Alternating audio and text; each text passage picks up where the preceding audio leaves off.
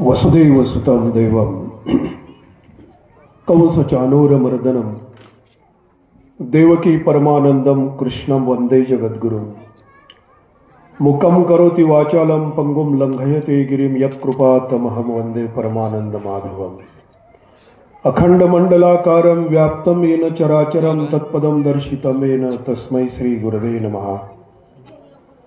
वीरश्री मालोजीराजे भोसले यांच्या बलिदानाने पावन झालेल्या इंदापूरच्या भूमीला नतमस्तक होऊन राष्ट्रमाता हिंदवी स्वराज्य माता मासाहेब जिजाऊ यांच्या चरणावर त्रिवार मानाचा मुजरा करून 50 वर्षाच्या आयुष्यामध्ये 36 वर्ष नंग्या तलवारीच्या पात्यावर नाचून युगपुरुष ठरलेल्या छत्रपती शिवाजीराजांच्या चरणावर शिरसाष्टांग दंडवत घेऊन 32 वर्षाच्या आयुष्यामध्ये आपल्या तारुण्याने संपूर्ण विश्वाला व्यापून तेजोमय झालेल्या स्वराज्य रक्षक संभाजी महाराजांच्या चरणावर त्रिवार मानाचा मुजरा करून शिवजन्मोत्सव 2024 अखिल भारतीय मराठा महासंघ शाखा डाळज यांच्या वतीनं शिवरायांचा जन्मोत्सव साजरा करण्यासाठी जो कार्यक्रम आयोजित केला त्या कार्यक्रमाचे प्रमुख पाहुणे आदरणीय पी.आय. बावस्कर साहेब, ज्यांच्या माध्यमातून आज तुमचं दर्शन घेण्याचं सौभाग्य प्राप्त झालं ते ॲडव्होकेट जगताप साहेब, तसेच उपस्थित शिवप्रेमी माता भगिनी अबालवृद्ध देवस्वरूप श्रोतृवर्ग, माझ्या बांधवांनो, छत्रपती शिवाजीराजांच्या जीवन कार्याकडे वळत असताना मी तुम्हाला अफजल खान कसा फाडला, शाहिस्तेखानाची बोटं कशी तोडली, सिद्धी जोहरच्या वेडातून महाराज कसे पळाले, आग्र्यावरून कसे पळाले हे सांगणार नाही. हे सगळं तुम्हाला पाठ आहे. टीव्हीच्या सिरियलमधून, चित्रपटांमधून आणि नाटकामधून तुम्ही अनेक वक्त्यांच्या मुखातून हे टाळ्या घेणारी वाक्य ऐकलेली आहेत. आज आमच्या पिढीला या चरित्राची अनालिसिस मधून काही भूमिका समजते का हा विचार तुमच्या पुढे मांडणार आहे. कारण तुमच्या गावातलं शिवचरित्रावरनं माझं 3रं व्याख्यान आहे. तुम्हाला मी नवीन काहीतरी द्यायला आलोय. आज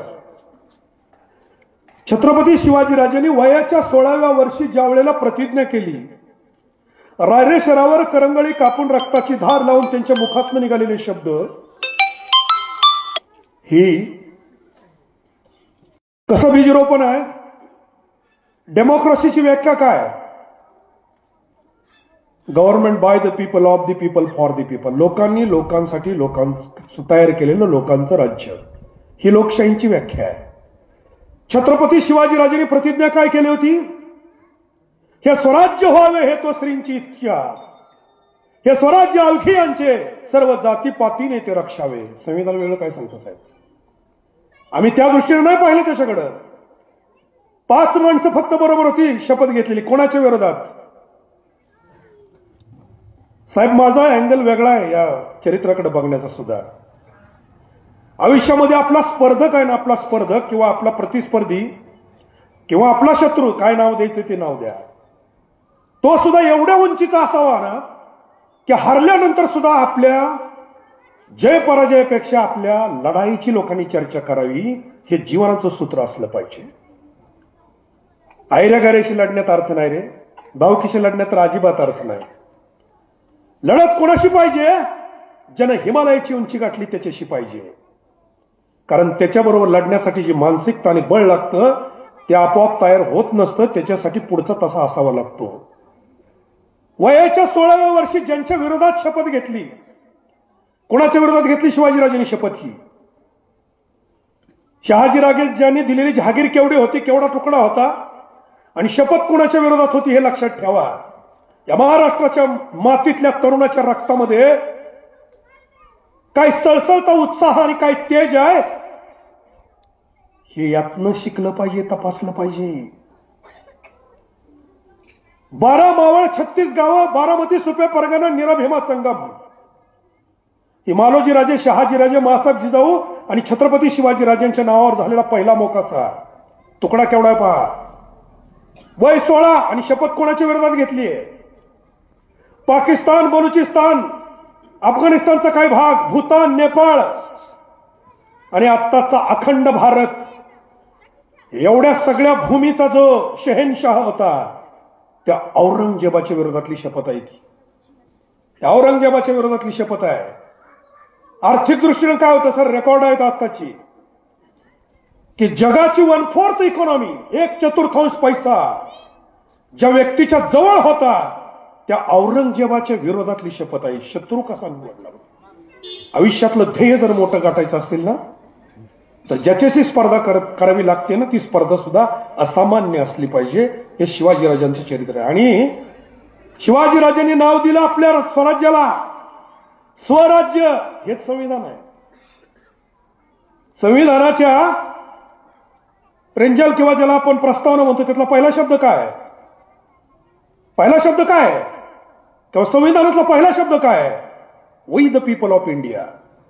आम्ही भारतीय लोक, आम्ही राजा आहोत, आम्ही भारतीय लोक, या लोकांना हे संविधान समर्पित करतोय. यांनी कसं चालवायचं ते आम्ही, वी द पीपल. सरवर बसलेले असले, संविधानिक पदावर असले, तर राजे आपण आहोत हे लक्षात ठेवा. ही संविधानाची ताकद आहे. ही आम्हाला कधी कळाली नाही. शिवाजीराजांचं स्वराज्य या शब्दाचा अर्थच तो आहे, we the people of Maharashtra. हाच अर्थ आहे. त्यावेळेच्या शाह्या जर बघितल्या, कुतुबशहाची कुतुबशाही, आदिलशहाची आदिलशाही, अहमदनगरचा किंवा नंतरचा दौलताबादचा निजाम त्याची निजामशाही, बिदरचा बारिदशहा त्याची बारिदशाही, वराडातला इमाद त्याची इमादशाही, आणि दिल्लीचे मोगल म्हणून मोगलशाही.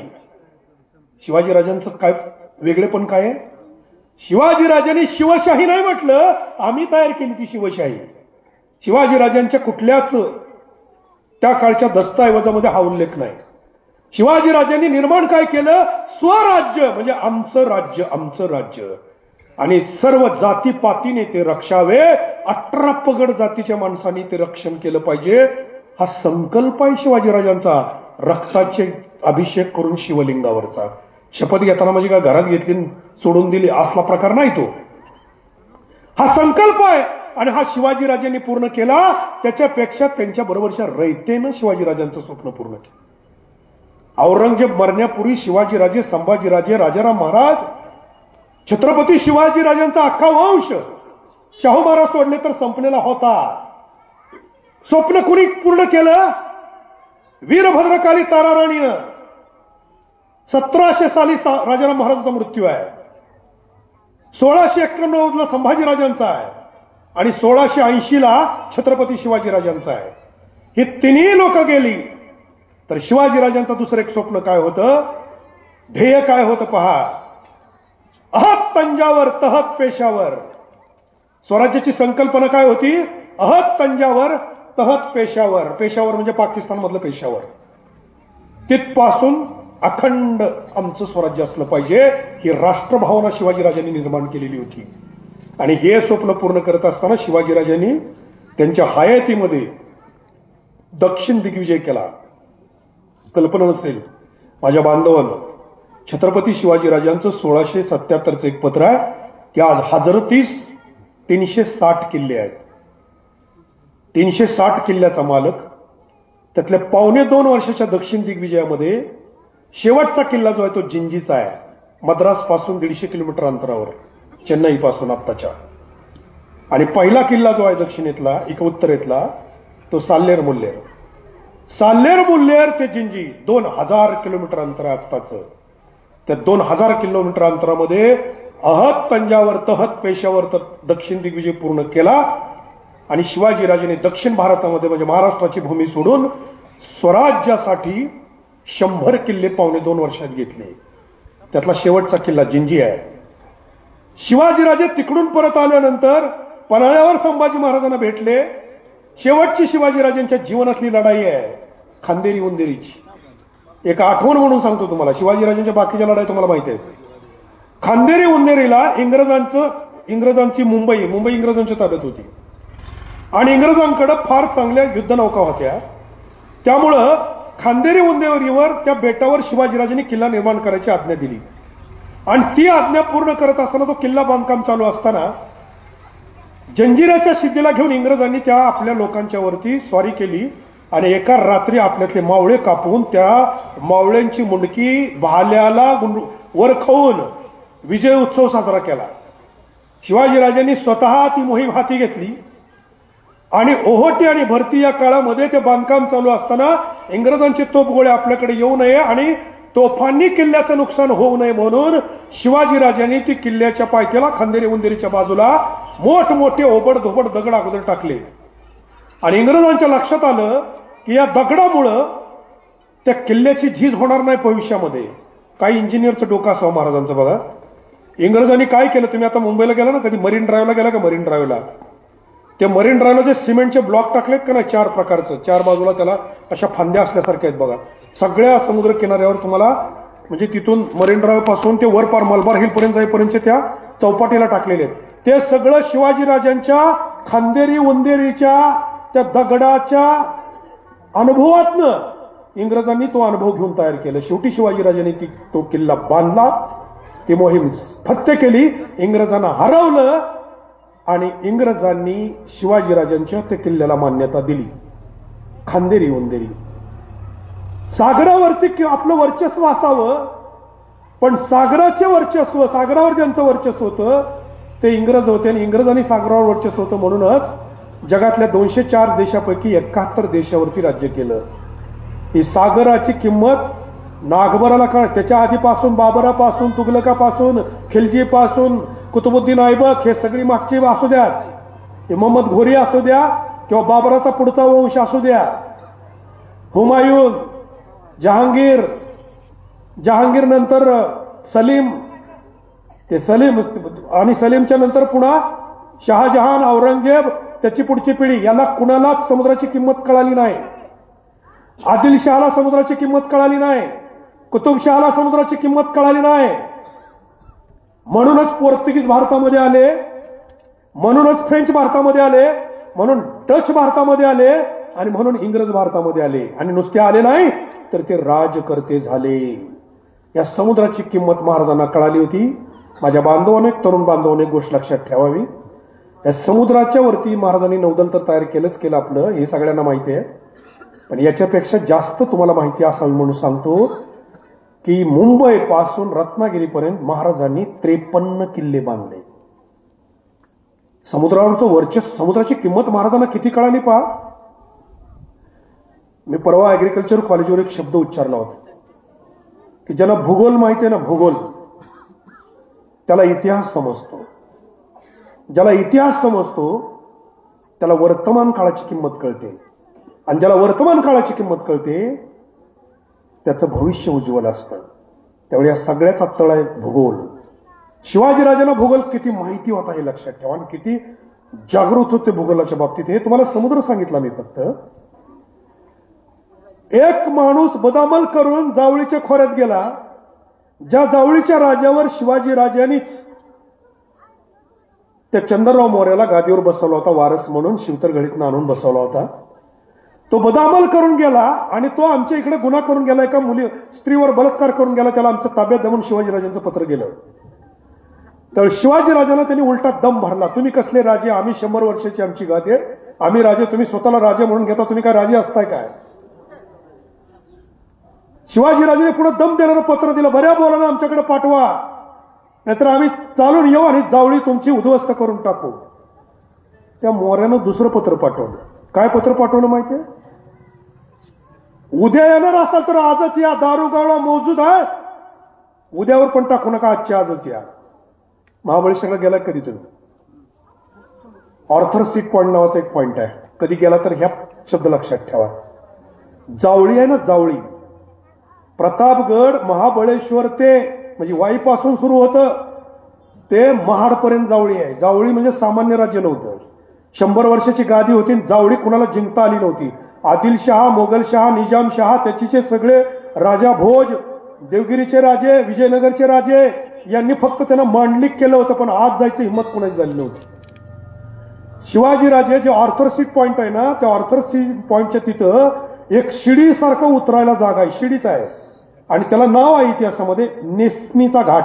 नेसनी म्हणजे निस्रेणी, निस्रेणी म्हणजे शिडी. शिवाजी महाराजांनी आपल्या सैन्याला एक गलका करायला लावला एका बाजूला, आणि मोऱ्याचं सगळं भूगोल बोलतोय बरं का मी, शिवाजी महाराजांना माहित असलेला भूगोल. मोऱ्यांचं सगळं सैन्य तिकडे पळालं आणि निवडक माणसं घेऊन शिवाजीराजे तिथून खाली कमीत कमी 2000 फूट आहे खाली उतरायचं शिडीसारखं. 2000 माणसं घेऊन शिवाजीराजे खाली उतरले. उतरून डायरेक्ट त्या चंद्रराव मोऱ्याच्या वाड्याच्या समोरच. मग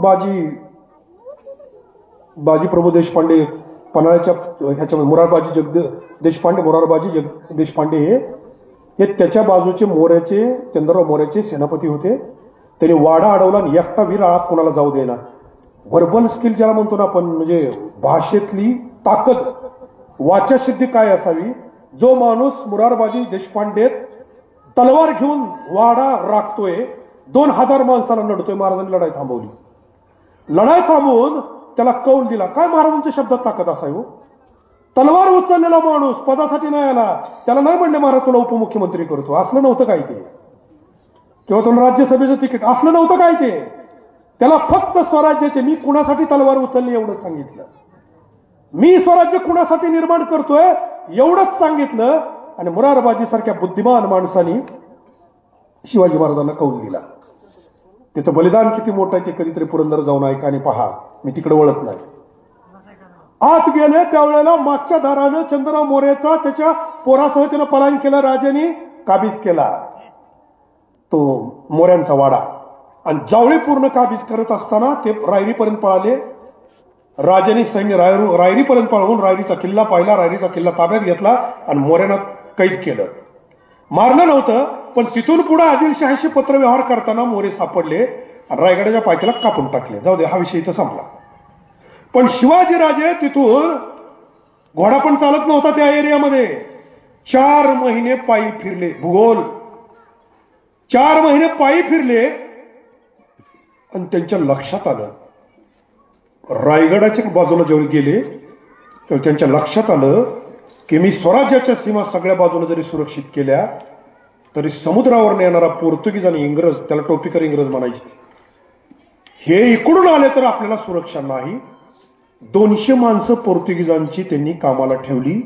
परवानगी घेतली पोर्तुगाची, आपला समुद्र, पण परवानगी आत जायला सुद्धा पोर्तुगीजाची घ्यावी लागत होती. महाराजांनी ती घेतली आणि 200 माणसं कामाला ठेवून जहाज बनवायला सुरुवात केली. 2-3 महिन्याने पोर्तुगालच्या लक्षात आलं की आपण काहीतरी चूक केली, कारण काही तारवे भगवा झेंडा लावून आत घुसले. पोर्तुगालच्या लक्षात आलं की अर चुकलं हे. पण तोपर्यंत वेळ निघून घेतली होती, त्यांनी 200 माणसं परत बोलवून घेतली. पण शिवाजी महाराजांची चाणाक्ष चतुर माणसं ही सगळं शिकून गेली. जहाज बनवायची कला तेवढ्या काळात शिकली. आणि पुढे शिवाजी महाराजांनी किती जहाज बांधली माहितीये.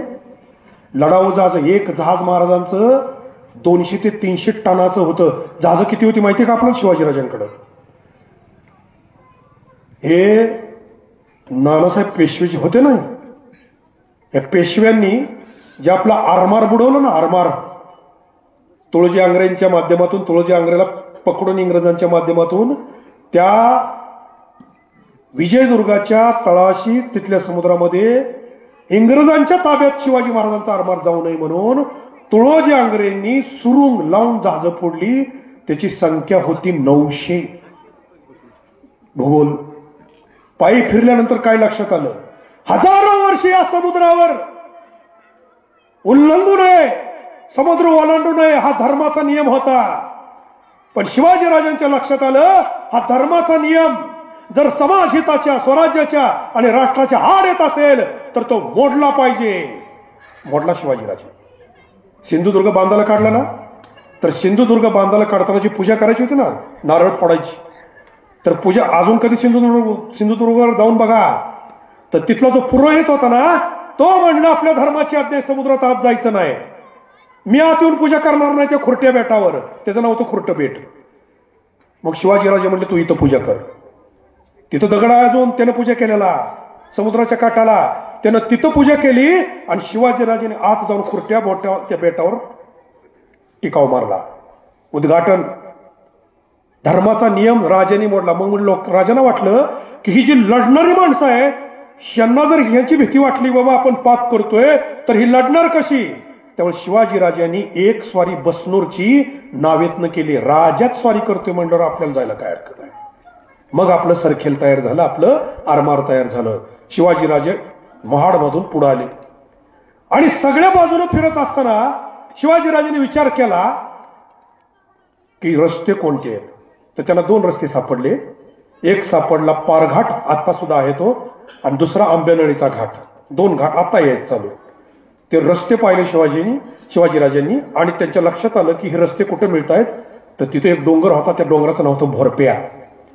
त्या भोरप्या डोंगरावर अर्जोजी जाधव या सरदाराला बोलवलं आणि शिवाजीराजांनी सांगितलं की याला पागोटे बांधा, म्हणजे किल्ला बांधा. त्या अर्जोजी जाधवांनी जो किल्ला बांधला त्या किल्ल्याचं नाव आहे प्रतापगड, जिथं पुढे अफजल खान मारला.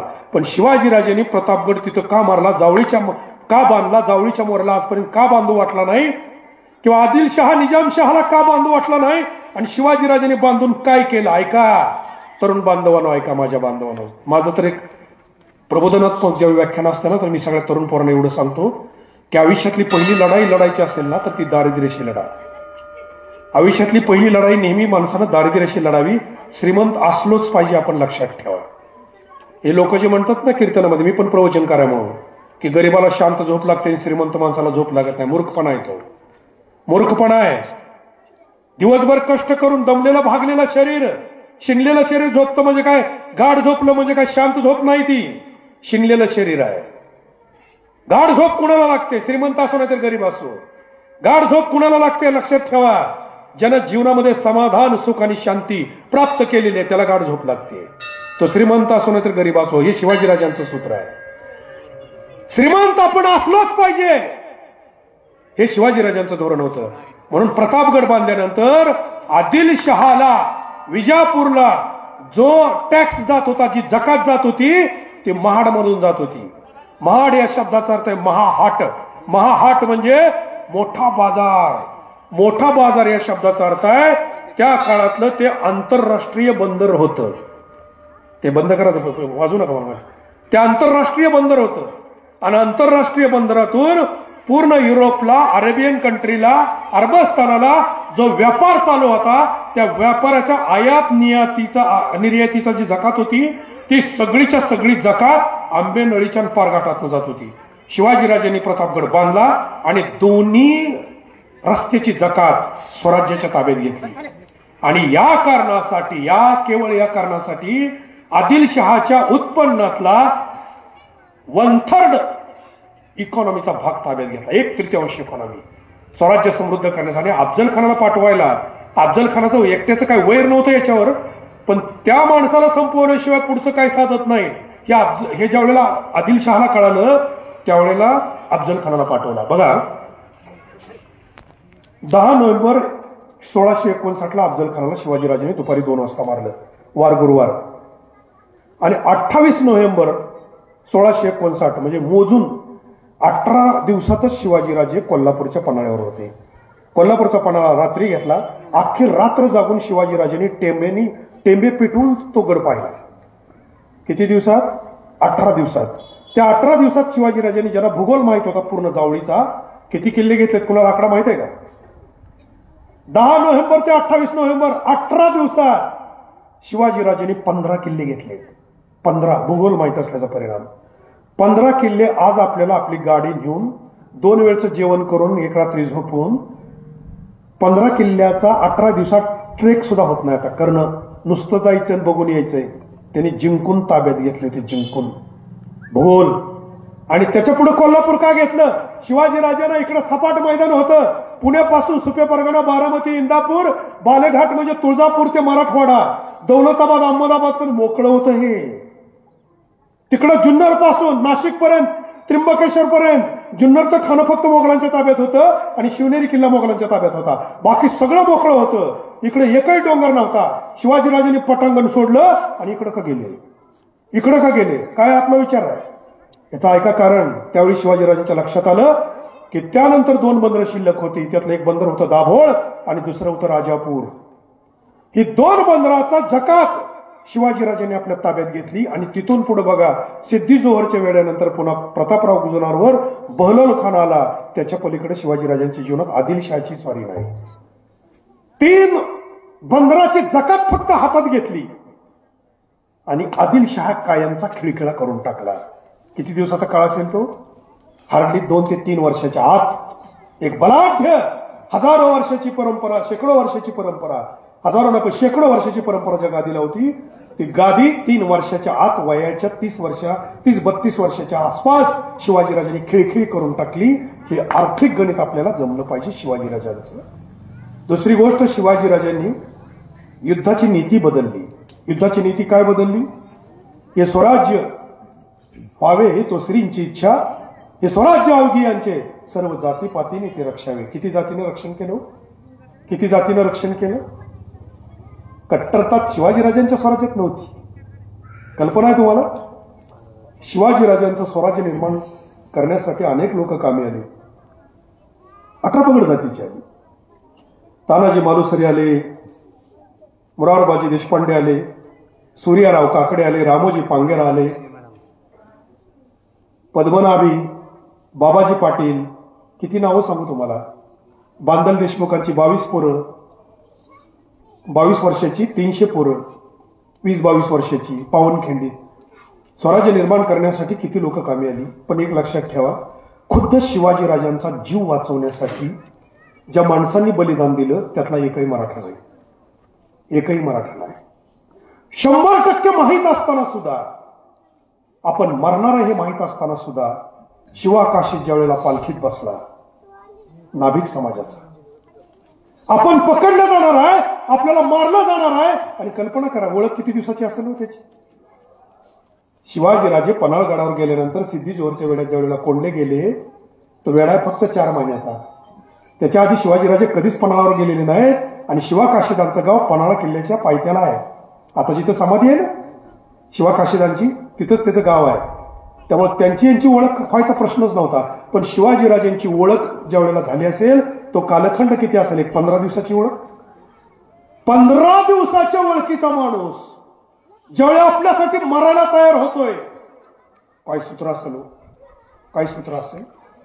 आणि दुसरी व्यक्ती शिवाजीराजांचा जीव वाचवण्यासाठी आपला प्राण अर्पण केलेली ते म्हणजे बाजीप्रभू देशपांडे आणि हिरडोशीच्या खोऱ्यातली 20-22 वर्षांची 300 बांदलांची पोरं. यांना 100% माहित होतं आपण मरणार आहे. कारण लढाई कशी होती माहिती आहे? इथलं कोणी केली का पन्हाळा ते पावनखिंड? मोहीम केली का कोणी पन्हाळा ते पावनखिंड? नाही केली ना? ऐका, ह्या वर्षी माझी ह्या वर्षी 3री मोहीम आहे. आषाढी पौर्णिमा संपल्यानंतरचा 2रा दिवस येतो ना, जी वद्य प्रतिपदा, त्या तिथीला शिवाजीराजे रात्री 10 वाजता पळाले.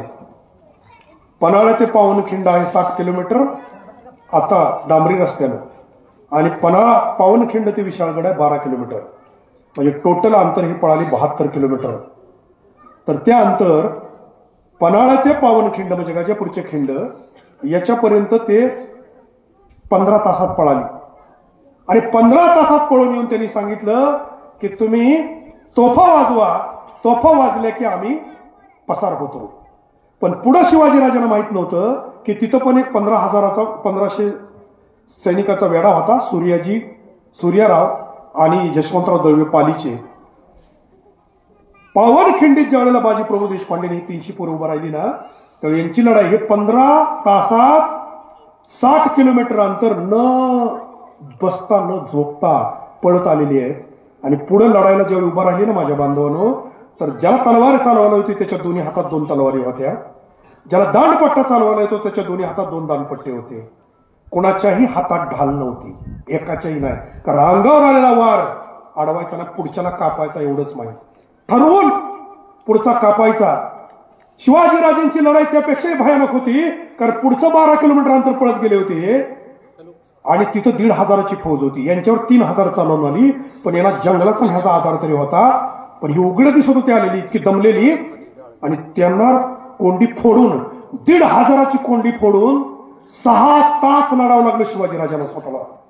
6 तास लढाई करून ही माणसं कोंडी फोडून विशाळगडावर गेली आणि तोफा वाजल्या.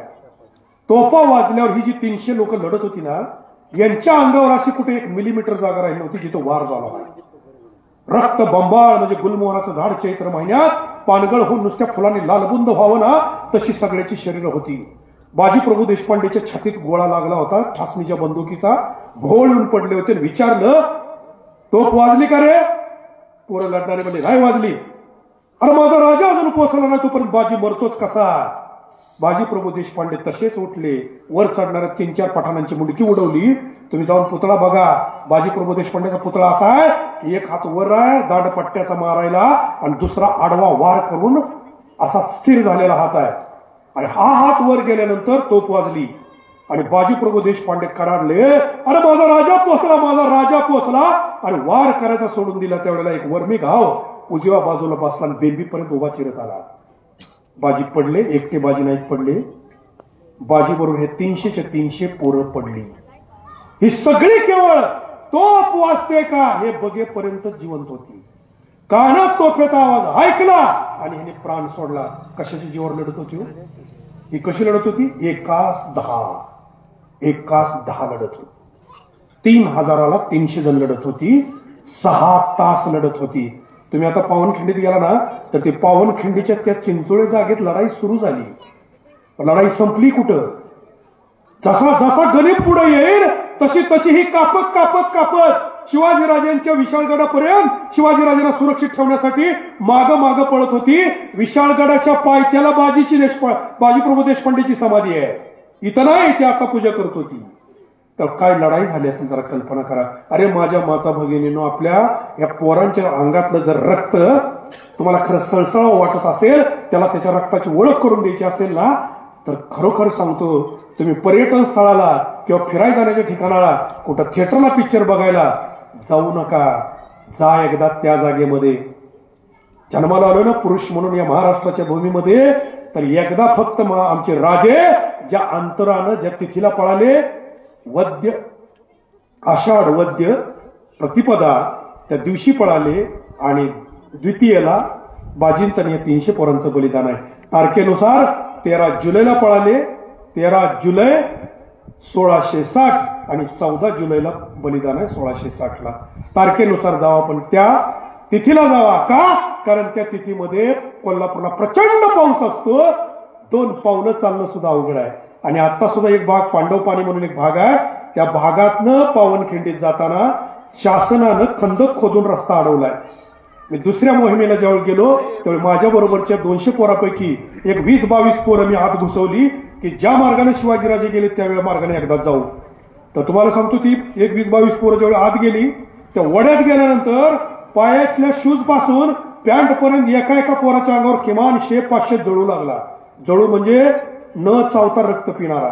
आणि 500 जळू जर लागले तर 15 मिनिटाच्या खलास करते ते रक्त पिऊन.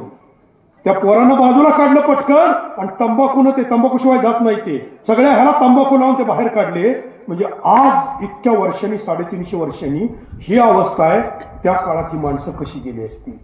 म्हणजे खुद्द शिवाजी महाराज ज्या रस्त्याने गेले त्या रस्त्याने आज सुद्धा आपल्याला जाता येत नाही. पण जिथपर्यंत जाता येतंय तिथपर्यंत एकदा तरी जाऊन आपण ती वारी केली पाहिजे. वारकरी म्हणून एक वारी पंढरपूरची आणि धारकरी म्हणून एक वारी गडाची. ही आपली परंपरा असली पाहिजे, हे लक्षात ठेवा. एकुलता एकच मुलगा आपला आता, त्याला वृत्तीचा वारकरी करा आणि कृतीचा धारकरी करा. शिवाजीराजांनी केलेल्या गोष्टी तुम्हाला सांगत असताना युद्धाचे नियमच बदलले. जगाच्या इतिहासाला कोडं पडावं माझ्या बांधवांनो, जगाच्या इतिहासाला. शिवाजीराजांनी वापरलेली स्ट्रॅटेजी जगातल्या कुठल्याच नेत्याला, सेनापतीला, अगदी नेपोलियनला सुद्धा जमली नाही, अलेक्झांडरला सुद्धा जमली नाही. 2-3च पुरावे देऊन सांगतो, कारण तुम्हाला पुन्हा जेवायचंय, माझा वेळ मर्यादित आहे. 2-3 पुरावे देऊन सांगतो काय स्ट्रॅटेजी शिवाजीराजांची. शिवाजीराजांनी असं धोरण बदललं. पहिली माणसं कशी होती माहितीये? युद्ध कुठं व्हायचं हे ठरायचं, इकडची तिकडची सेना यायची आणि मग तिथे युद्ध व्हायचं. शिवाजीराजांनी ते पहिला नियम बदलला. कुठला? की मला जिथं युद्ध करायचंय तिथपर्यंत त्या जागेवर शत्रूला येऊ द्यायचा किंवा शत्रूला घोळून तिथपर्यंत आणायचा आणि मग युद्ध करायचं, तोपर्यंत युद्ध करायचं नाही. हे जगात कुणी केलं नव्हतं. बघा, तुळजाभवानी अफजल खानानं फोडली. कुलस्वामीनी पांडुरंगाचं मंदिर फोडलं, पांडुरंगाची मूर्ती फोडली, डुप्लिकेट होती ती फोडली. एक बारवेत आता आहे ती बारवेत लपवली होती. तिथनं पुढे आलं ते वेळापूर मार्गे, ते असं शिंगणापूरला गेलं. जाताना एक तुकडी नरसिंहपूरला गेली. नरसिंहपूरच्या मंदिरावर पण हल्ला झाला. ते पेशवानी जीर्णोद्धार केला. परत त्याने नरसिंगपूरच्या अलीकडं एक साधारण 500 मीटर अंतरावर, अर्धा किलोमीटर अंतरावर डाव्या हाताला एक 5-6 समाधी येत्या दगडाच्या. ते त्यावेळेला निंबाळकरांच्या ताब्यात होतं. तर अफजल खानाच्या तुकडीबरोबर ते निंबाळकर लढले, तिथं मारले गेले. त्यांच्या समाधी आहेत त्या. ते पुढे गेलं. जर शिवाजीराजांनी चिडून पिसळून बाहेर यावं म्हणून एवढं केलं तर येईना म्हणून काय केलं त्यानं, बजाजी निंबाळकर संभाजीराजांचे सख्खे मामा त्यांना पकडलं, मुसलमान केलं, हत्तीच्या पायाच्या खाली द्यायचं ठरवलं. शिवाजीराजांनी 60,000 होन देऊन त्यांना सोडवलं. पण अफजल खानला कुठं आणलं? अफजल खानला कुठं आणलं? लढाई कुठं करायची? प्रतापगडाच्या पायथ्याला पार गावात आणलं. जाऊन एकदा प्रतापगडावर बघा, शिवाजीराजांची आणि अफजल खानाची भेट इथं झाली. तिला जनीची सोंड बांधतात. आता जाऊन आवर्जून बजावून बघा. ती पहिलं जे पत्र्याचं वगैरे केलं होतं ना, ते सगळं काढून टाकलंय. आता अफजल खानाच्या कबरी सरळ दिसतात तिथं. आता तर तिथं भेट झाली. त्या जागेवर जर उभा राहिलं ना तर पार गावात, खालचं पार गाव आहे, तिथल्या सेनेचं सगळं दिसत होतं. कुठं शत्रूला आपल्याला पाहिजे तिथं आणायचंही शिवाजीराजांचं धोरण. आणि खाल्लं जर वर बघितलं तर वर जनीच्या सोंडाला काय चाललंय काही दिसत नव्हतं. प्रतापगडाच्या बुरुजावर जर बघितलं तर शामियात भेट होताना काय चाललंय स्पष्ट दिसत होतं. ही शिवाजीराजांची नीती. अफजल खान मारलाही सगळ्याला माहित आहे. पण पार गावातली जी अफजल खानाची सेना होती ना ती 40,000 होती.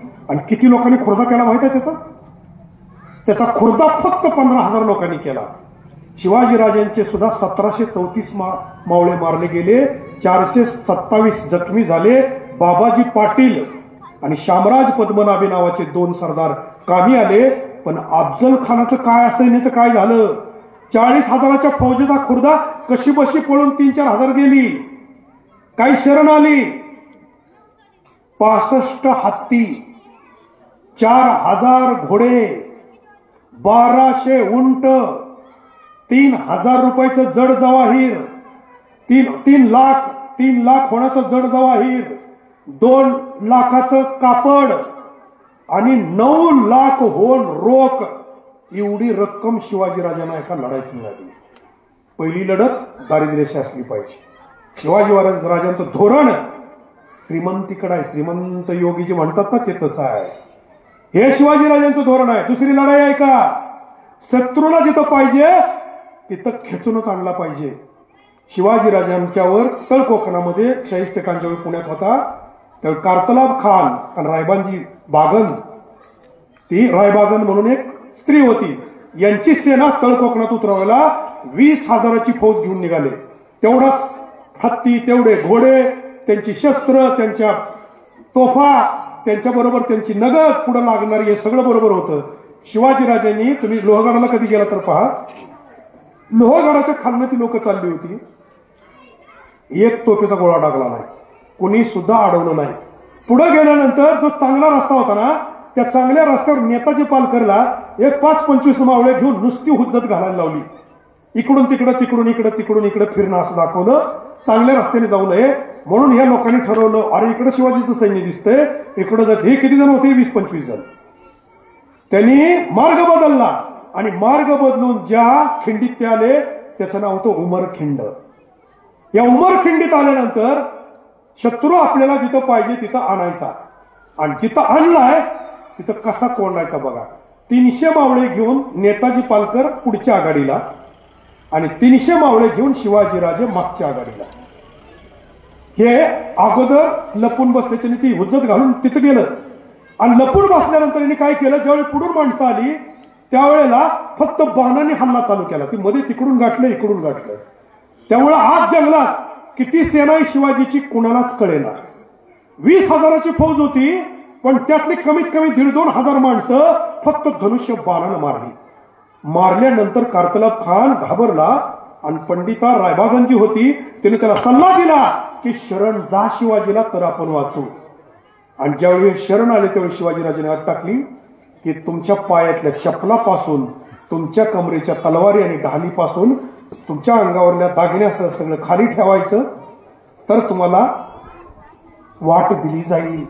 हत्ती, घोडे, चपला, तलवारी, धान्य, सोनं, नगद सगळंच्या सगळं सोडून निशस्त्र होऊन ही सगळी माणसं कुठं आहे तो लोहगड?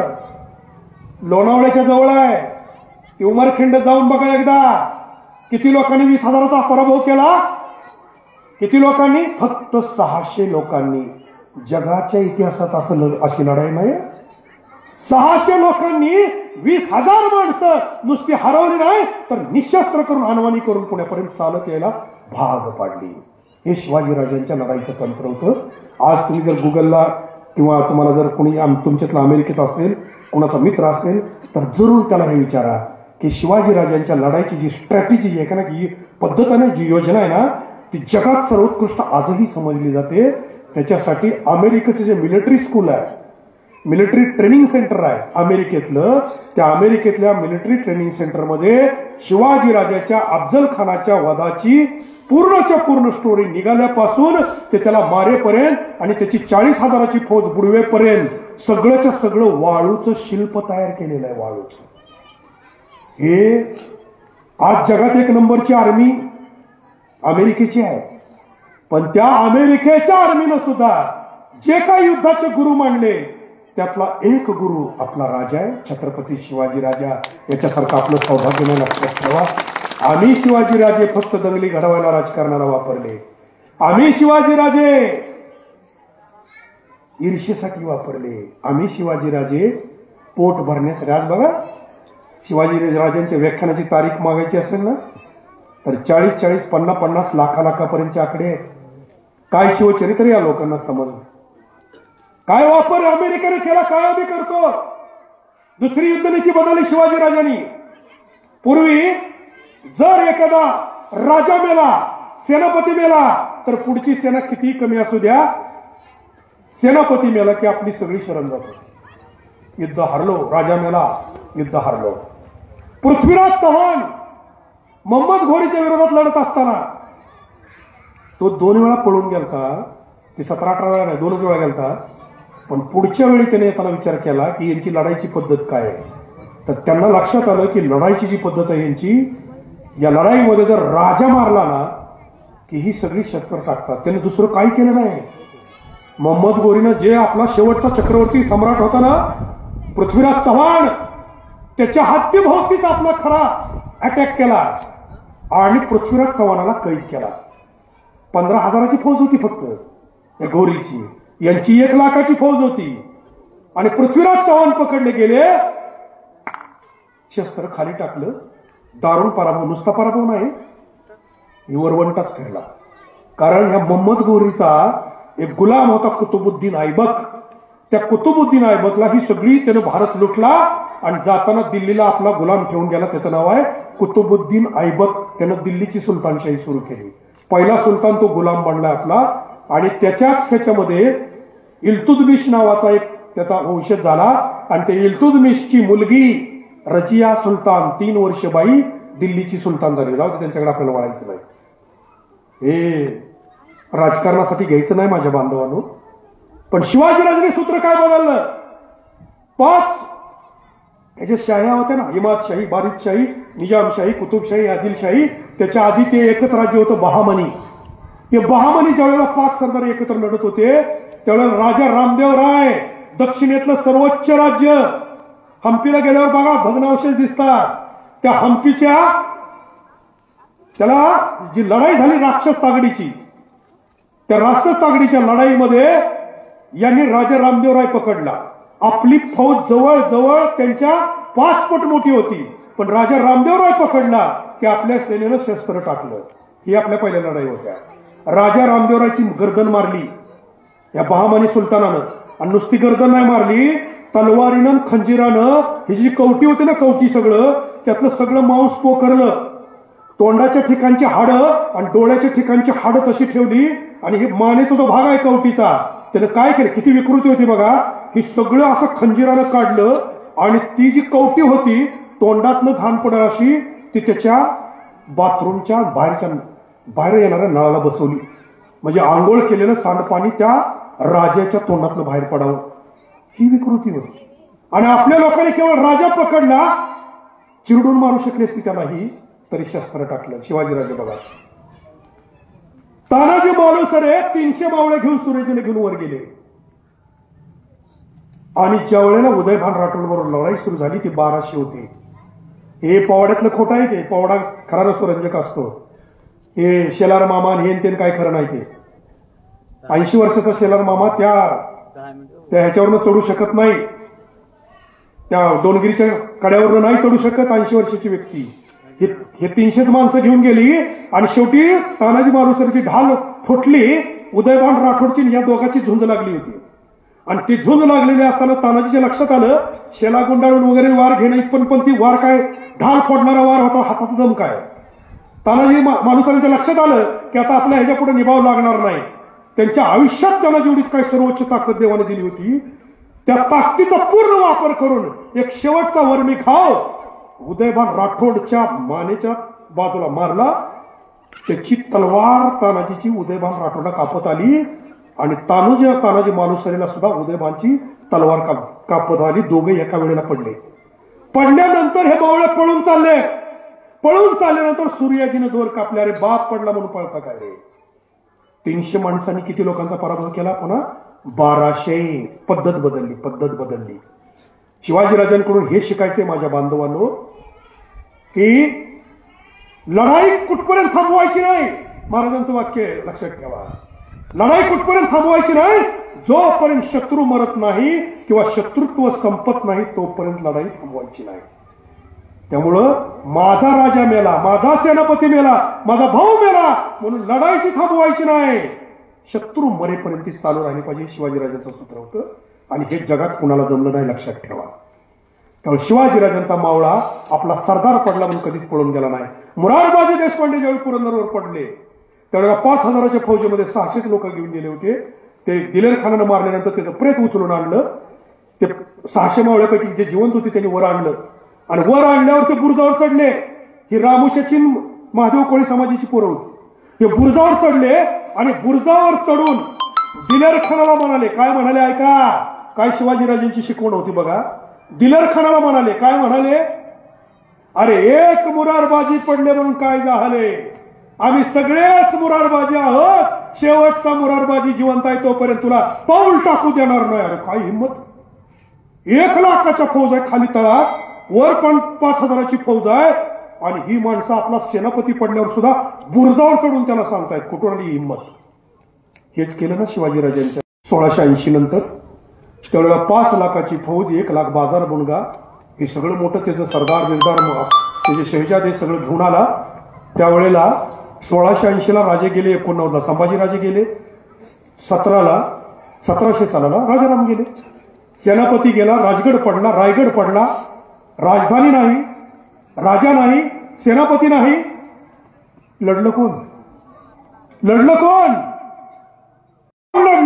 अरे प्रत्येक व्यक्तीला वाटत होतं हे स्वराज्य शिवाजीराजांचं नाही, हे आमचं आहे, अवघी यांचं आहे, आम्ही लढू. बाया लढल्या, पोरं लढली, म्हातारी माणसं सुद्धा लढली. लक्षात ठेवा, म्हातारी माणसं सुद्धा लढली.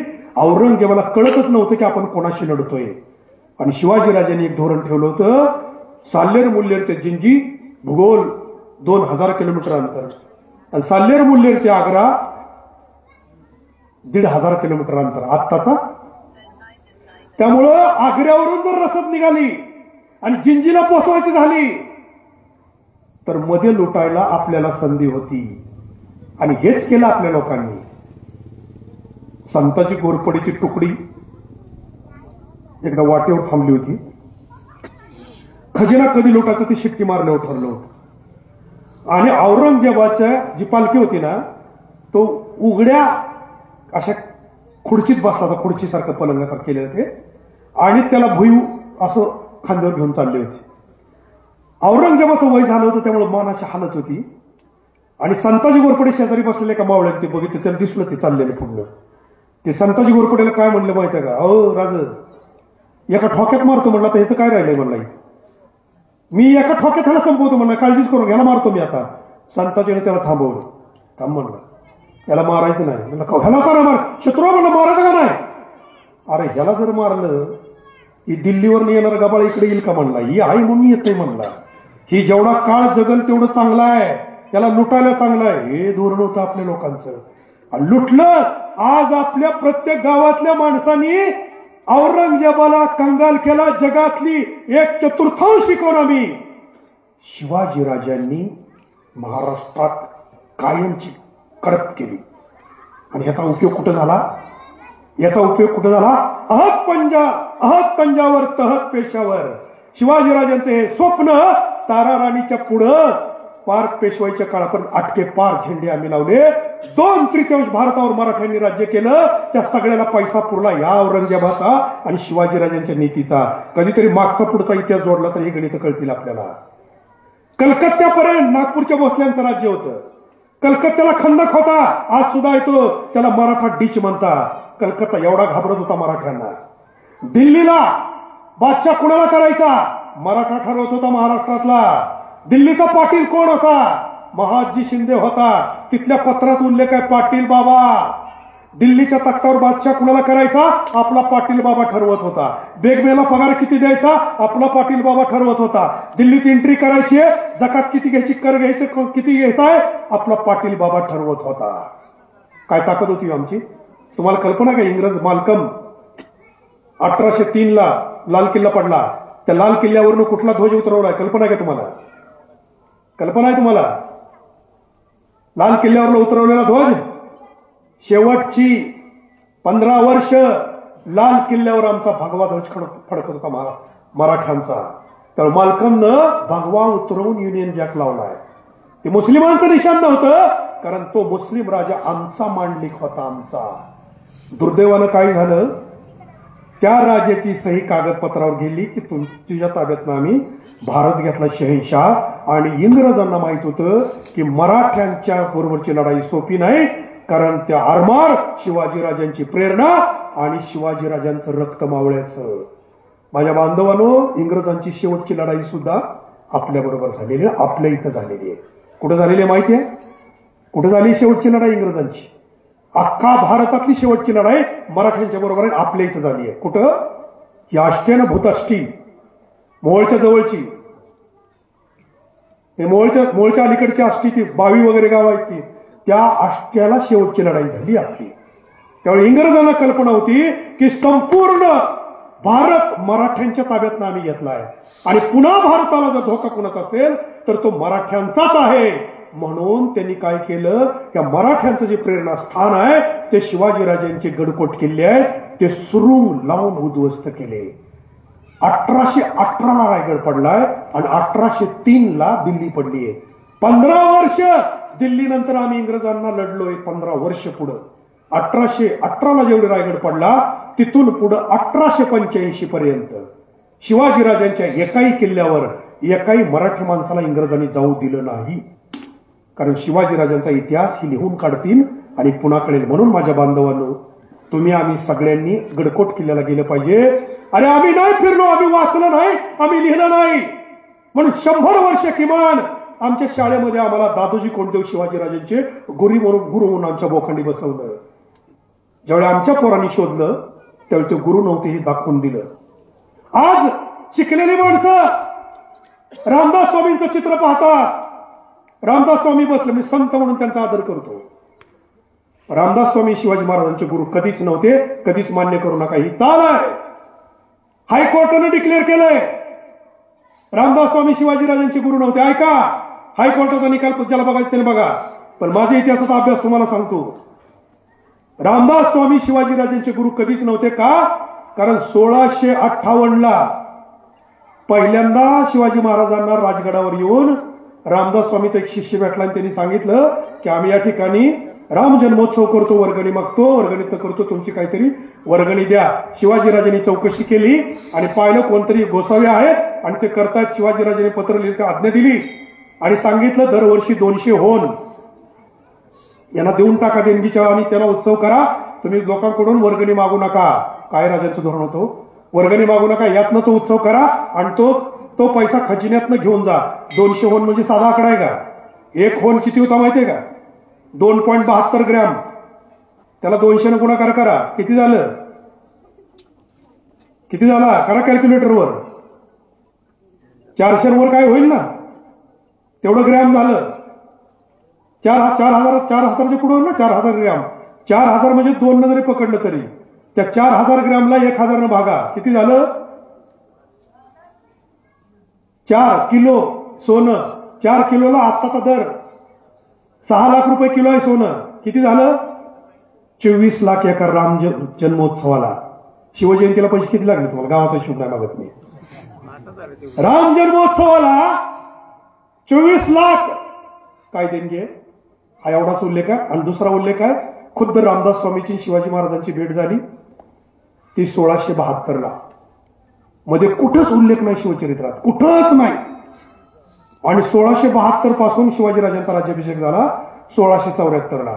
याचा अर्थ स्वराज्य निर्माण करायचे संकल्पक असं लिहिलं विकाराजी वडेंनी. किती मोठा मूर्खपणा आहे. त्यांनी लिहिलं की स्वराज्याची संकल्पना रामदास स्वामीची आणि निर्माण केलं शिवाजीराजांनी, न वाचल्यामुळं न फिरल्यामुळं. एवढंच नाही, काल अयोध्येमध्ये प्रभू रामचंद्राच्या मूर्तीची प्राणप्रतिष्ठापना झाली त्यावेळेला तिथल्या महंतांनी जो उल्लेख केला तो अख्ख्या महाराष्ट्राचा अपमान आहे. निषेध करतो आम्ही त्याचा. रामदास स्वामी कधी शिवाजी महाराजांचे गुरु नव्हते. शिवाजीराजांना कधी संन्यास घ्यावासा वाटला नव्हता. शिवाजीराजांना वैराग्य निर्माण झालं होतं श्रीशल्यमला. संन्यास घेणारी व्यक्ती आमची नव्हती. आणि दुसरा एक पुरावा देऊन सांगतो, 1674ला राज्याभिषेक झाला आणि 1680ला महाराजांचा मृत्यू आहे. रामदास स्वामी तिथून पुढे जिवंत आहेत. पण दुसरा मला परमार्थिक उल्लेख सापडला. तो उल्लेख कोणता? स्तुती कोण कुणाची करतो मला सांगा? शिष्य गुरुची करतो का गुरु शिष्याची करतो? कोण कुणाची करतो? शिष्य करत असतो ना. आजपर्यंत जगातलं कुठलंही लिखाण पहा तुम्ही, कुठल्याही धर्माचं पहा, एखाद्या गुरुनं शिष्याची स्तुती केलेली, कौतुक करेल, चांगला शिष्य आहे माझा, पण स्तुती केलेली मला लिखाण दाखवा किंवा दाखवा. इथं स्तुती केली कुणी? रामदास स्वामींनी शिवाजी महाराजांची स्तुती केलेली आहे. मग शिष्य कशी स्तुती केलेली आहे? यशवंत, कीर्तिवंत, सामर्थ्यवंत, नीतिवंत, वरदवंत, पुण्यवंत, जाणता राजा, आचारशील, विचारशील, धर्मशील, दानशील, सर्वज्ञपणे सुशील, सर्व ठाई, धीर, उदार, शूर, सुंदर, क्रियेशी तत्पर, निश्चयाचा महामेरू, बहुत जनासी आधारू, अखंड स्थितीचा निर्धारू, श्रीमंत योगी. स्तुती आहे. गुरु कसा करू शकेल? गुरु कसा करू शकेल शिष्याची स्तुती? अनेकांची स्तुती आम्हा ब्रह्महत्या एका वाचून त्या पांडुरंगा, शतखंड होईल माझी रचना जरी या वचना पाठलेलं. हे तुकोबारायांचं वचन आहे. याचा अर्थ संत वृत्तीची व्यक्ती देव आणि संत सोडून कोणाची स्तुती करत नाही. रामदास स्वामी संत असून त्यांनी शिवरायांची स्तुती का केली? कारण हयातीतच हा साक्षात देवाचा अवतार एका संताला वाटला. हा आमचा देवत्वाचा भाग आहे छत्रपती शिवाजीराजांचा. तो कुणाचा तरी शिष्य म्हणून दावणीला बांधला गेला हे आपण सहन नाही केलं पाहिजे. लक्षात ठेवा. आमचे राजे मा सज्जीजाऊंचे शहाजीराजांचेच शिष्य होते. शिवाजीराजांना शिकवायला 22 शिक्षक पाठवले होते दक्षिण भारतातून, बंगळुरूवरून. शिवभारतात उल्लेख आहे त्याचा. कुणाला पाहिजे तर मी पुरावा देऊन तो उल्लेख काढून दाखवतो. काय काय शिकवायला पाठवले होते? वेद, उपनिषद, 6 शास्त्र, 18 पुराण, याच्याबरोबर रामायण, महाभारत. त्याला एक शिक्षक. तलवारबाजी, दांडपट्टा, भाला चालवणं, जमदाडी चालवणं, धनुष्यबाण चालवणं, कुस्ती खेळणं, मल्लविद्या, द्वंद्वविद्या म्हणजे कुस्तीत खलास करणं, ते द्वंद्वविद्या, त्याला वेगळा शिक्षक. याच्या पुढे ऐका, ज्योतिषशास्त्र, भविष्यशास्त्र, ते दोन्हीचा एक मिळून त्याचा एक शिक्षक. पुढे ऐका, खगोलशास्त्र. नंतर ऐका, तंत्रविद्या, जादू टोणा, सामुद्रिक म्हणजे समुद्र, किल्ला बांधणं, किल्ला अभेद्य करणं. 22 शिक्षक आहेत. 22. हे कोणी वाचले? हे कोणी लिहिलेलं पाहिलं? हे गुरु ज्यांनी पाठवलं. आणि शहाजीराजांनी शब्द दिला होता, पुण्य देशेश्वर, आपल्या पुत्राला ईश्वर म्हणून पाठवला. आणि प्रतिपचंद्र लेखी वर्धेष्णु विश्ववंदिता शहासुन शिवशेषा मुद्रा भद्राय राजते. ही संस्कृत मधली शिवमुद्रा खुद्द शहाजीराजांनी तयार केलेली असावी. कारण संस्कृत उत्कृष्ट होते शहाजीराजे. बोलता येणं वेगळं. जयराम पिंडेच्या कवितेत उल्लेख आहे शहाजीराजांच्या दरबारात जो कवी होता त्यानं लिहून ठेवलंय की शहाजीराजे 12 भाषेचे पंडित होते आणि त्याच्या पुढचा उल्लेख आहे, त्यांच्या दरबारात 75 विद्वान होते. अकबराच्या दरबारात 9 तर रत्न होती, शहाजीराजांच्या 75 रत्न होती. असल्या आईबाप असताना शिवाजीराजांना दुसरा गुरु करायची गरज नाही. शिवाजीराजांचे आध्यात्मिक गुरु मात्र 16 होते. ज्यांनी त्यांना अनुग्रह दिला असे शिवाजीराजांना 16 गुरु होते. आणि संभाजीराजांना मात्र एकच शक्तिपात योगाची किंवा शाक्त पंथाची दीक्षा होती. याच्यात मी घुसत नाही. फक्त एक गोष्ट सांगतो माझ्या बांधवांनो, माता भगिनीनो. पूर्वी 4-4, 5-5 लेकरं होती माणसांना. एक गावाला सोडला, एक देवाला सोडला, एक राजकारणाला सोडला. शेंडफळ तरी सांभाळेल अशी आशा होती. आता सगळ्यांना एकुलती एक लेकर आहे. ते एकच छत्रपती शिवाजीराजांसारखं घडवणं हे प्रत्येक आईचं कर्तव्य आहे. प्रत्येक आईचं कर्तव्य आहे. आचरणात राम बनवला आणि कृतीत कृष्ण बनवला तिनं आपल्या पुत्राला. आज तुमचा एकुलता एक मुलगा असेल ना, तर त्याला सर्वात पहिली गोष्ट शिकवा की तुला 12वीच्या वयाच्या आत तू संपूर्ण शिवचरित्र एकदा जर वाचलं तर सगळ्या देवाचा आविर्भाव त्यात आहे. शिवाजीराव देव भोळे नव्हते. शिवाजीराजे कर्मकांडी नव्हते. शिवाजीराजे देवदेव करत बसले नव्हते. मासाहेब जिजाऊ शिवाजीराजांच्या जीवनात एकही नवस नाही. अफजल खानाला पण शिवाजीराजांनी म्हटलं काय तुळजाभवानीला, अफजल खान तिकडच मोरजे तुला 12 बोकडाची दावण कापून टाकेल. आहे का नवस काय? काय नाही. एक लक्षात ठेवा, सुरटीच्या सोमनाथावर ज्या वेळेला गजनीच्या मोहम्मदाचा ठोका पडला ना घनाचा, ठिकऱ्या झाल्या शिवलिंगाच्या, त्यावेळेला अखंड भारताच्या लोकांना वाटत होतं की जागृत दैवस्थान आहे, राख रांगोळी होईल गजनीच्या मोहम्मदाची. माहिती ते एकदा नाही 17 वेळा येऊन लुटून गेलं. 17 वेळा एका देवानं काय केलं नाही. मी नास्तिक नाही, आस्तिक आहे म्हणून सांगतो. आस्तिक आहे म्हणून सांगतो. ऐका, शिवाजीराजांचं धोरण बोलतोय. तुळजाभवानीच्या मूर्तीच्या ठिकऱ्या केल्या. अफजल खानानं गाय कापली तिथं. सगळ्यांना वाटत होतं देवी कडक आहे, अफजल खानाच्या म्हणजे इथं यायच्या आतच मरून जाईल. पांडुरंगाची ती डुप्लिकेट मूर्ती घनानं फोडली आणि पांडुरंगाच्या गाभऱ्यात देशी गाय कापली अफजल खानानं. सगळ्याला वाटत होतं राख रांगोळी होईल. नाही झाली. नाही झाली. लक्षात ठेवा, देवळातला देव जर सुरक्षित ठेवायचा असेल तर हे शिवाजीराजांनी दाखवून दिलं की ते तुमच्या तलवारीच्या बळावरच सुरक्षित ठेवता येईल. तेही देव आम्हाला सुरक्षित का पाहिजे? कारण आमच्या पोरांना आणि आमच्या समाजाला आचार विचार त्यातनं मिळतो, आम्हाला ऊर्जा मिळते. म्हणून आमची अधिष्ठानं मूर्तीपूजा करणारा भारत हा जगातला एकमेव देश आहे की आमची परंपरा पण ती टिकते तलवारीच्या जोरावर, देवभोळेपणावर टिकत नाही. किती भक्ती करून देव तलवार घेऊन मूर्तीतनं प्रगट होऊन पुढच्या शत्रूला मारू शकला नाही, मारलेलं नाही. त्यामुळे पोरांना कर्मकांडी देवभोळेपणा बनू नका. आणि जाता जाता दुसरी एक भूमिका सांगून जातो की ज्या ज्या ठिकाणी शिवाजीराजांना धर्म आडवा आला त्या त्या ठिकाणी शिवाजीराजांनी धर्म मोडला. धर्म मोडला. जबाबदारीने बोलतो ऐका. तर तहात शिवाजीराजाने तो जिंकला. सिद्धी जोहरच्या वेड्यातनं राजे पळून आले, पराभव झाला, पण तह केला, गड दिला आणि आदिलशहाला सांगितलं, बातमी पाठवली की तो तुझा सरदारच मला फितूर झाला म्हणून मी गड जिंकलो शकलो. आदिलशहानं त्याला हिरकणीचं विष देऊन मारला. तहात जिंकला राजा आपला. 23 किल्ले दिले औरंगजेबाला. पुरंदरच्या तहात दिलेर खानाला आणि मिर्झा राजाला. संभाजीराजाला वरिष्ठ ठेवलं. 9 लाखाचा मदत दिला. 40 लाखाची खंडणी कबूल केली. आणि औरंगजेबाने जेव्हा कागद वाचला ना त्यावेळेला औरंगजेब हसला. औरंगजेब हसला, तुला मूर्ख बनवला शिवाजीराजांनी. कारण जे किल्ले दिले 4च महिन्यात शिवाजीराजांनी ताब्यात घेतले. 4च महिन्यात. आणि त्या मिर्झा राजा जयसिंगाला सुद्धा औरंगजेबाने विष देऊन मारला. आणि दिलेर खानाला सुद्धा संभाजीराजांच्या काळानंतर विष खाऊन मारावं लागलं. आत्महत्या त्यांच्या कागदावर जिंकला. जिथं धर्माला अडचणीचा विषय येतो स्वराज्याच्या बाबतीत तिथं राजाने 3 उदाहरणं सांगतो, संपवतो. धर्म धर्म पाप पाप पुण्य पुण्य. याच्यासाठी आमच्या धर्मानं आम्हाला नीट न वाचल्यामुळं, नीट न ऐकल्यामुळं काही गैरसमज निर्माण करून ठेवले. तुकोबारांनी व्याख्या केली, पुण्य परोपकार पाप ते परपीडा अनेक नाही जोडा दुजायाशी. म्हणजे दुसऱ्याला त्रास देणं पाप आहे, दुसऱ्याला मदत करणं पुण्य. एवढंच आहे. 2 तास देव चोरणं म्हणजे पुण्य नाही. वारी करणं म्हणजे पुण्य नाही. उपास करणं म्हणजे सुद्धा पुण्य नाही. दुसऱ्याला मदत करणं पुण्य हे तुकोबारांनी सांगितलं. पाप त्याचे नाव न विचारता नीत भलतेच उन्मत्त करी सदा धर्मनीतीचा ऐकावा व्यवहार निवडिले सार असारते. म्हणजे नीतीनं वागणं पुण्य आहे, अनीतीनं वागणं पाप आहे. एवढंच तुकोबारांनी सांगितलं. इथं शिवाजीराजांनी ते कुठं वापरलं तेवढं सांगतो ऐका. समाजहिताच्या आणि राष्ट्रहिताच्या आड जर धर्म येत असेल तर शिवाजीराजांनी सांगितलं तो धर्म मी मोडणार, आणि शिवाजीराजांनी मोडून दाखवला.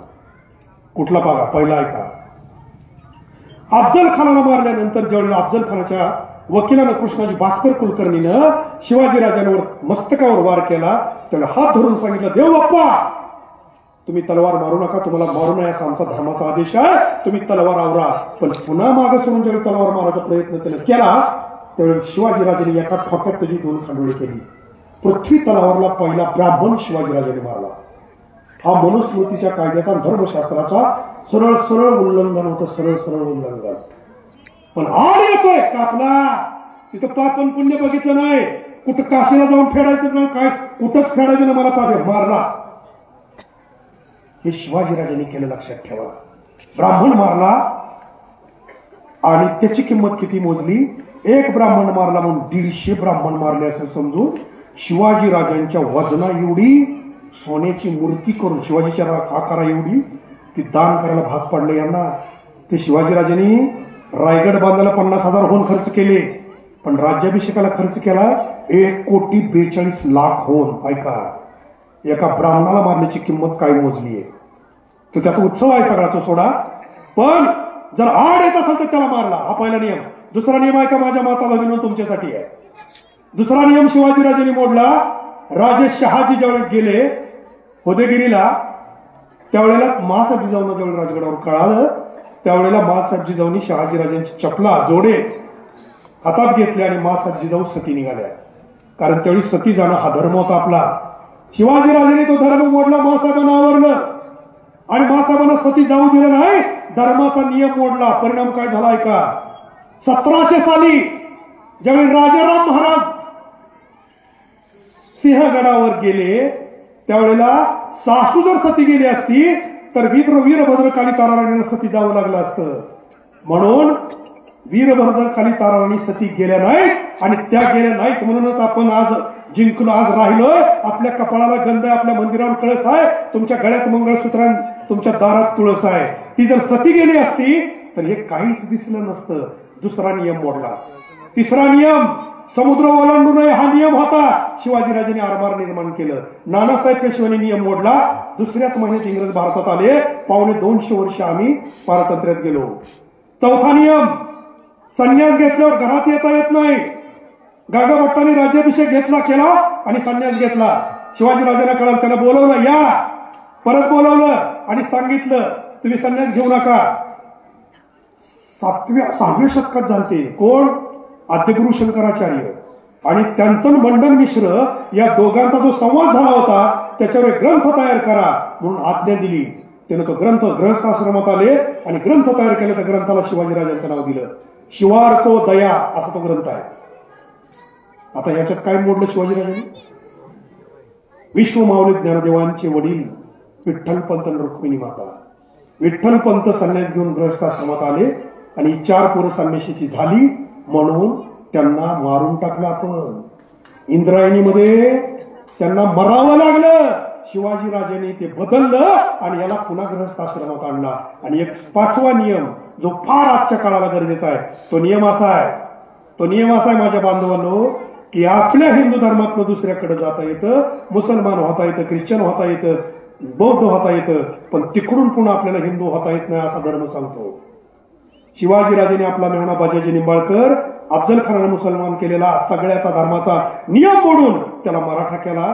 तो बाटलाय म्हणून त्याला कोणी पोरगी द्यायना त्याच्या पोराला, तर स्वतःची थोरली मुलगी सखुबाई महादजीला दिली आणि सोयरा करून जोडला.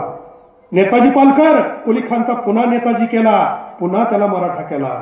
आणि हेच काम ज्यावेळेला पाकिस्तानची भारताची फाळणी झाली त्यावेळी काश्मीर मधली पंडित ज्यावेळेला तलवारीच्या जोरावर काही मारले आणि ज्यांना तलवार ठेवून मुसलमान झाले त्यांना मुसलमान केलं. ही मुसलमान झालेली सगळी पोरं भारतातल्या हिंदूंना ओरडून सांगत होती की आम्हाला पुन्हा हिंदू करा, आम्हाला हिंदू करा. आम्ही केलं नाही. तीच पोरं अतिरेकी बनली आमच्यावर बळी झाडू लागली. जो नियम धर्माचा राष्ट्राला आडवा येतो समाजहिताला हवा येतो तो बदला, असा शिवाजीराजांचा आदेश आहे. शेवटच बोलून जातो. एकच वाक्य आहे का माझ्या माताभगिनींनो, गेल्या 15 तारखेला मी एक नियम मोडला. शिवाजीराजांचा आदेश समजून मोडला. तो कोणता? कुठल्याच धर्मग्रंथात उल्लेख नाही. गेले 3 वर्ष मी अभ्यास करतोय. कुठल्याच धर्मग्रंथात उल्लेख नाही की एखादा विवाहित पुरुष मेला तर त्याच्या पत्नीच्या गळ्यातलं मंगळसूत्र तोडावं, तिच्या कपाळीचं कुंकू पुसावं, तिच्या बांगड्या फोडाव्या आणि तिची जोडवी काढावी. एकाही धर्मग्रंथात उल्लेख नाही.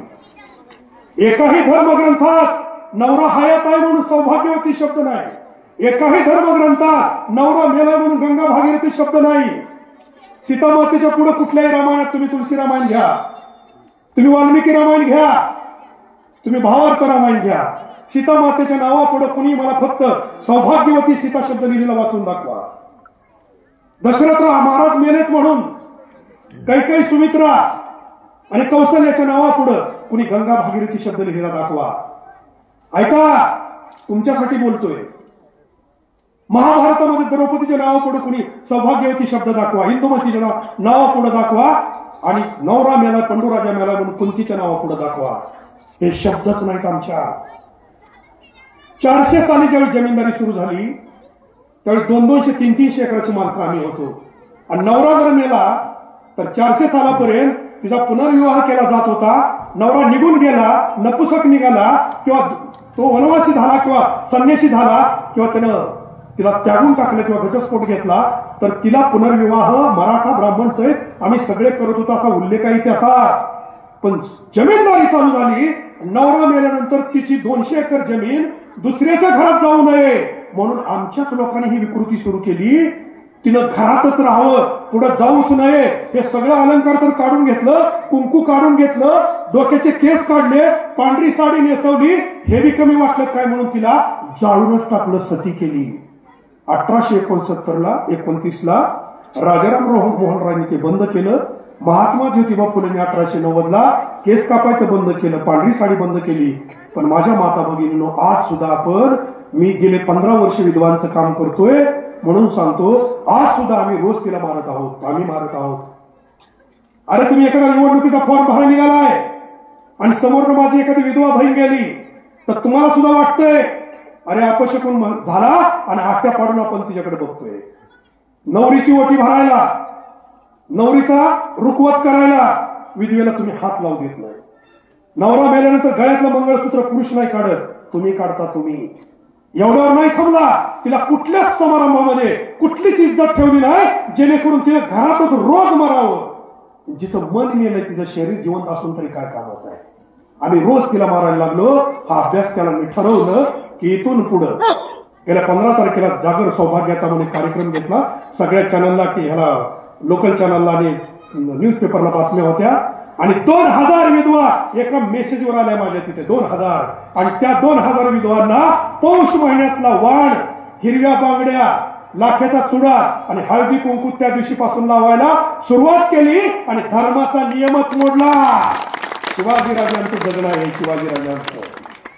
आणि त्या ठिकाणी 3 ठराव पास केले साहेब, 3 ठराव वकील साहेब पास केले.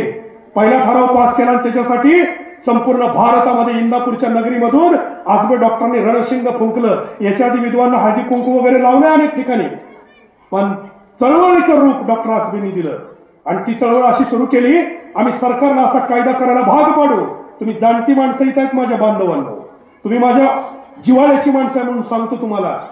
तुम्ही आज घरी गेल्यानंतर पुरुष जेवढे येत आहेत तेवढे, तुम्ही आज घरी गेल्यानंतर स्वतःच्या बायकोचं कुंकू पुसा, तिच्या हातातल्या बांगड्या फोडा, गळ्याचं मंगळसूत्र काढा, पायातली जोडवी काढा, अशी 5 फुटावर आपली बायको उभा करा, तिच्याकडे फक्त बघा. अरे एवढा सुंदर चेहरा, स्त्री स्वभावता, सुंदर राहण्यासाठी प्रयत्न करत असते. नटणं धटणं सजणं हा तिचा स्वभाव आहे.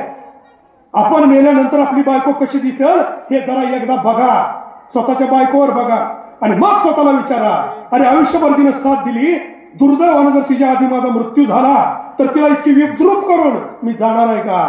प्रतिज्ञा करा माझ्या बांधवांना. मी केली प्रतिज्ञा, केली. दुर्दैवानं जर माझ्या पत्नीच्या अगोदर माझा मृत्यू झाला तर माझ्या पत्नीच्या अंगावरनं एकही सौभाग्य अलंकार काढला जाणार नाही, कुंकू पुसला जाणार नाही, जोडवी काढली जाणार नाही, बांगड्या फोडल्या जाणार नाही आणि नावापुढे कोणी तिच्या गंगा भागीरथी शब्द लिहिणार नाही. आता नेम निघालाय, पण नियम नाही निघालेला नाही देवा नियम अजून. तो नियम आणायचा आहे. तो नियम आणायचा आपल्याला. आणि आम्ही ठराव पास केला. त्यातला पहिला ठराव की इथून पुढे कुठल्याही गावातला विवाहित पुरुष मेला तर त्या स्त्रीच्या गळ्यातलं मंगळसूत्र, पायातली जोडवी, हातातल्या बांगड्या आणि कपाळाचं कुंकू पुसू नका. जो कुणी पुसेल किंवा जी कुणी पुसेल तिच्यावर कायदेशीर गुन्हा दाखल व्हावा आणि त्याला शिक्षेची तरतूद असावी. आणि तिसरा ठराव पास केला की इथून पुढे स्त्रीच्या नावापुढे 2च शब्द असावे, लग्नापूर्वी कुमारिका आणि लग्नानंतर मरेपर्यंत पती हयात असो अथवा नसो सौभाग्यवती. कारण पती मेला तरी त्याचं नाव ती त्याच्या नावापुढे लावते, त्याचं आडनाव वापरते, म्हणून ती अखंड सौभाग्यवती आहे. गंगा भागीरथी सारखे शब्द आपण उच्चारायचे आणि तिला पांढऱ्या पायाची समजायची. हे पाप बंद करा. माता भगिनींनो, तुमच्याच पाया पडून तुम्हाला विनंती करतोय. गेले 15 वर्ष तुमच्यासाठी काम करतोय. शिवचरित्रातनं मी हेच घेतलं. रांजेच्या पाटलाला शिक्षा देत असताना शिवाजीराजांचं वाक्य ते मी असा हृदयात कोरून टाकलं. हृदयात काय वाक्य होतं शिवाजीराजांचं? स्त्री ही आमच्या देवघरावरली देवता आहे, मग ती कोणत्याही जातीची असो. आमचा पहिला मानाचा मुद्रा जगातल्या स्त्री जातीला असेल. म्हणून कपाळात तुमच्या ज्यांच्या कुंकू आहे ना माझ्या माता भगिनी, तुमच्यामध्ये 2 भूमिका आहेत. एक तुमच्यामध्ये आई आहे, दुसरी तुमच्यामध्ये बाई आहे. ज्या दिवशी माझ्या बहिणीचा पती मेला त्या दिवशी नवऱ्याच्या चितेबरोबर तिच्यातली बाई जळून मेलेली आहे आणि उरलेली फक्त आई आहे. आणि आई सदा सर्व काळ त्रिभुवनामध्ये पूजनीय आहे. त्यामुळे त्या उंचीनं तिला वागवा एवढी कळकळीची विनंती करतो माझ्या माता भगिनींनो. मी कामधेनू सेवा परिवाराच्या माध्यमातून महाराष्ट्रभर चळवळ उभी करतोय. तुम्हाला सर्वांना विनंती करतो या चळवळीमध्ये सामील व्हा. आपल्या घरातल्या आपल्या हीच वेळ माझ्या मुलीला आली, हीच वेळ माझ्या बहिणीला आली, हीच वेळ माझ्या पत्नीला आली, तर मी काय करू हा विचार स्वतः करा. हे काम एकट्या आसबे डॉक्टरचं नाही तर हे चळवळीच्या स्वरूपात या भारतातल्या माझ्या मातृदेव भव म्हणून पूजलेल्या या माझ्या मातेच्या जीवनामध्ये खऱ्या अर्थानं दिवाळी आणणारं हा उपक्रम आहे. तुम्ही सर्वजण त्यामध्ये सामील व्हावं. कामधेनू सेवा परिवार दरवर्षी 1ली ते 10वी पर्यंत मुलांचं शिक्षण या अनाथ मुलांचं, माझ्या विधवेच्या मुलांचं करतोय. तिला दिवाळीला भावीच करतोय. पण माझ्या लक्षात आलं की एक साडी आणि हा ड्रेस पुरेसा नाही.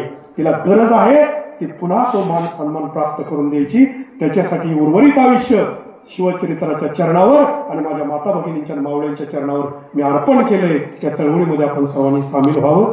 चुकून एखादा शब्द कुणाच्या मनाला लागणारा गेला असेल, परंपरेला जाणारा गेला असेल, त्याच्यासाठी माफी मागतो. जे गोड वाटलं, अतिशय सर्वणीय वाटलं, ते माझ्या सर्व या प्रेमींचं छत्रपती शिवाजी महाराजांच्या बद्दल असलेल्या प्रेमाचं प्रतीक होतं, जे तुम्हाला गोड वाटलं. म्हणून इतिहास वाचा, भूगोल समजून घ्या. भूगोल माहीत असला तरच इतिहास समजेल. इतिहास समजला तर वर्तमान काळाची किंमत कळेल. वर्तमान काळाची किंमत कळली तर भविष्य उज्ज्वल 100% असेल. हेच छत्रपती शिवाजीराजांचं जीवन सूत्र आहे. त्यामुळे जिथं महाराजांची पावलं पडली त्या 360 किल्ल्यावर एकदा तरी आपण जाऊन आल्याशिवाय मरू नका एवढीच विनंती करतो आणि थांबतो. जय भवानी, जय शिवा.